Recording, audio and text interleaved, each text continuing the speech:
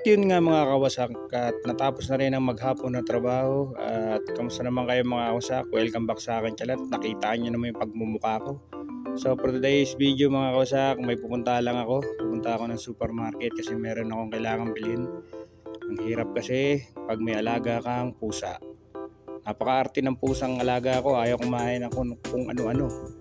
Gusto cat food lang o kaya manok. Kaya ito, punta ngayon ako supermarket para bumili rin ng kanyang pagkain kasi baka mamatay ito at nangangayayat na. Kasi pag nag-alaga ka ng hayop, kailangan provide mo rin yung gusto nila, kung ano yung pangangailangan nila.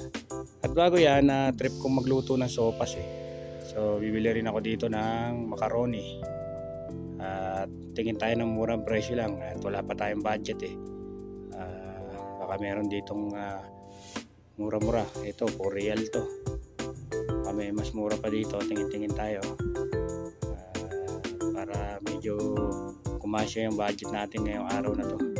Para bukas may amusal din ako, tipid-tipid pag may time mga kawasak. Ganito kasi ginagawa ng mga OFW, saan sila makakatipid dun sila pupunta. Yan to, 2 real to. So punta tayo dun sa kabila, titingin tayo ng gatas, yung ibap, natin doon sa sopas. Kasi doon sa rep ko may repolyo pang natira sa carrots. Saka may konting manok. Pwede na rin siguro pansahog yun. Kaya lagyan ko na lang ng nilagang itlog ng sopas ko. At ito, tingin tayo dito. Dito pala nakalagay. So pili rin tayo dito ng mas murang ibap. Kaya yung Luna, medyo mahal yan. Dito tayo. Itong Boni, medyo 3 real lang. Pwede na to. Pwede na rin pang halo to. At pagkatapos niya mga kawasak, diretso na ako doon sa aking bibiling pagkain ng pusa. Teteng, talagang pusang to. Alaga kasi ako ng pusa, pero okay lang, enjoy naman ako kasi meron akong kalaro.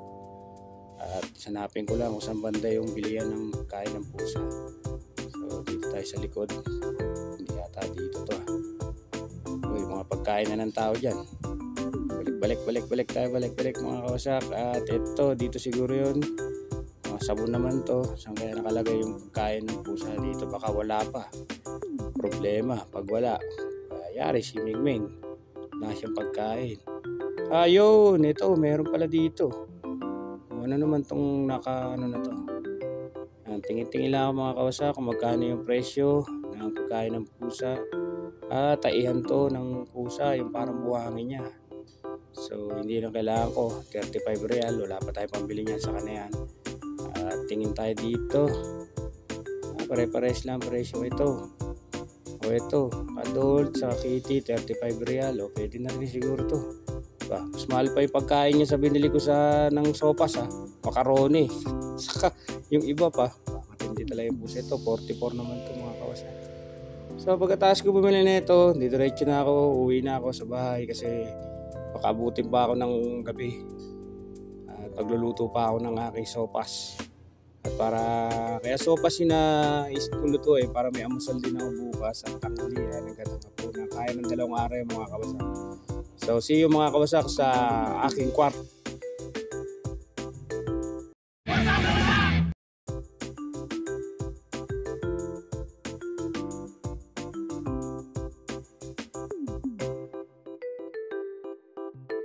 At magwalis-walis muna ako dito sa kwarto ko mga kawasak kasi nagkalat na naman tong pusang to. Dami na naman kinalat dito kung ano-anong nililikot nito, mga plastic, Yun, kulit Sumusundan pa ako habang nagwawalis Makulit talaga tong pusang to. Pero nakakatuwa naman tong pusa na to. Kasi nakakawala rin to ng stress. Pagdating ko sa lubong kagad at maghaharot kagad. Kaya medyo enjoy din mag-alaga ng pusa mga kawasak.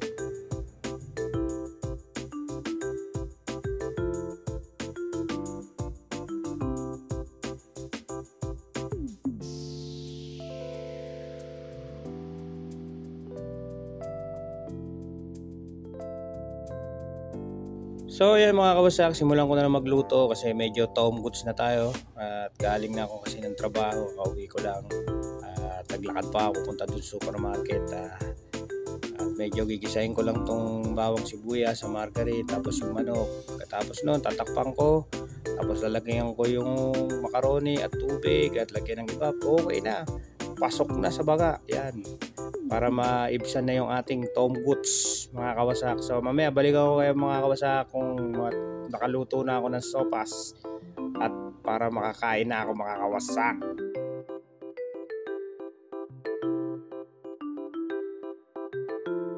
At yan mga kawasak, medyo marami rin nakain niya. Punong-puno yan kanina eh.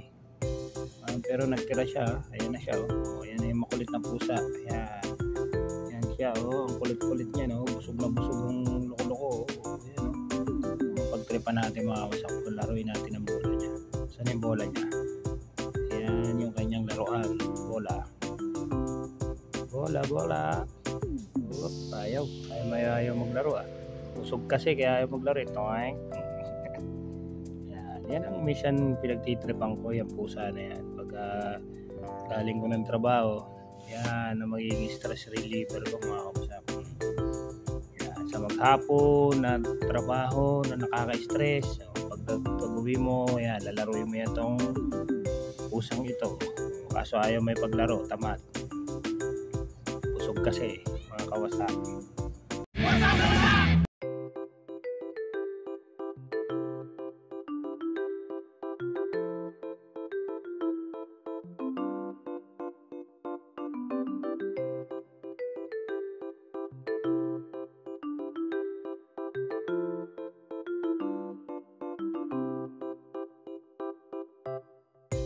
At yun nga mga kawasak, nakaluto na rin, tapos na rin lutuin yung aking sopas at kakain na si kawasak kasi tom goods na, may makulit na pusa na naman, nakikisali na naman ang makulit na pusa.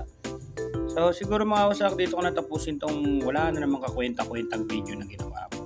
Salamat sa inyong pagbisita at salamat sa inyong panonood at lagi nyo tatandaan mga kawasak, peace, love, and happiness. Much love mga kawasak. See you in the next vlog. Peace.